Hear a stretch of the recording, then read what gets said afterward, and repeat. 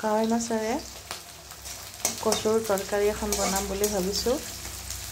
তাৰ কাৰণে মই কেৰাহীত তেল বহাই শুকান জলকীয়া, তেজপাত আৰু পিঁয়াজ ভাজিবলৈ দিলোঁ। এতিয়া পিঁয়াজখিনি অলপ ভজা হোৱাৰ পিছত কাশ্মীৰী মিৰ্চ দি দিলোঁ। ইয়াতে আকৌ অকণমান ভাজিলোঁ।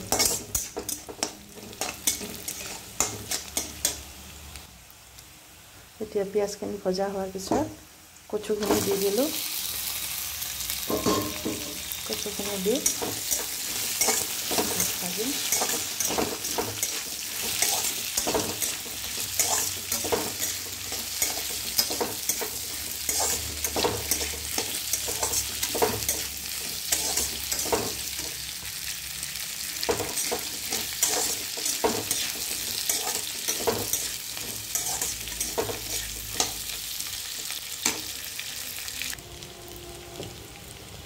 এতিয়া ইয়াত নিমখ দিলোঁ,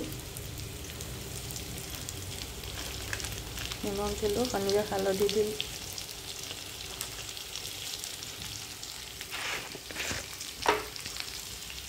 দিলোঁ,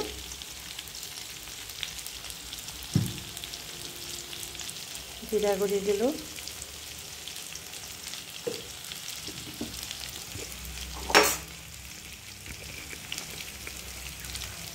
জালুকৰ গুড়ি দিলোঁ,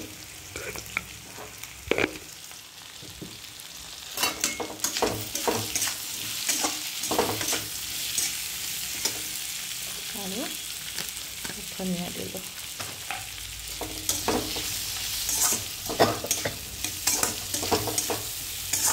এতিয়া এইখিনি ভাজা হোৱালৈকে লাৰি থাকিম।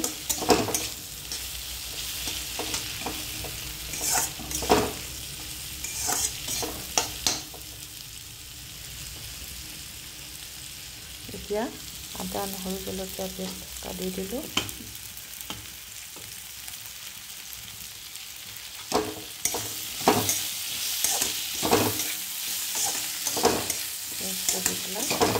লাৰি আছোঁ।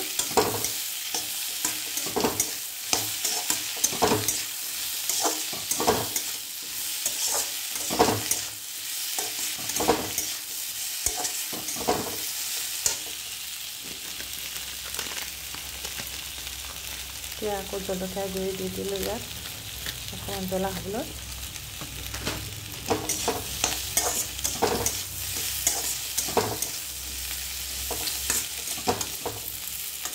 ইয়াত ঢাকনিখন দি দিলোঁ।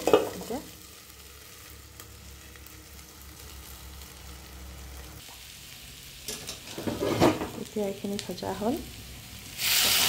গৰম পানী দি দিলোঁ।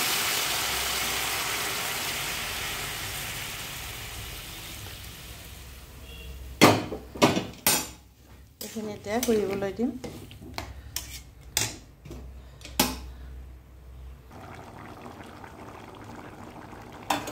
এতিয়া ৰেচিপিটোত মাছখিনি দি দিলোঁ।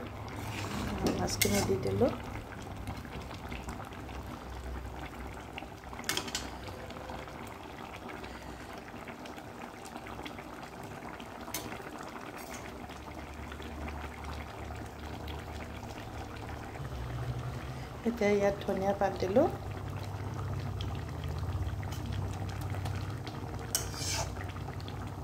মোৰ এই কাৱৈ মাছেৰে বনোৱা কচুৰ ৰেচিপিটো বনি গ'ল।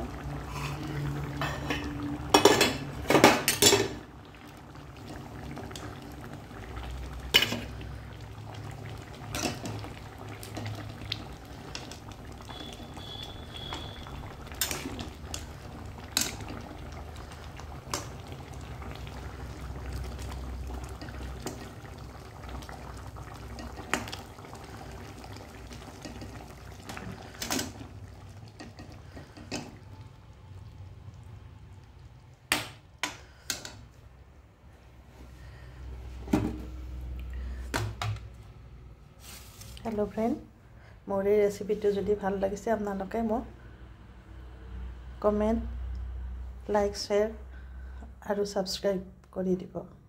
ধন্যবাদ।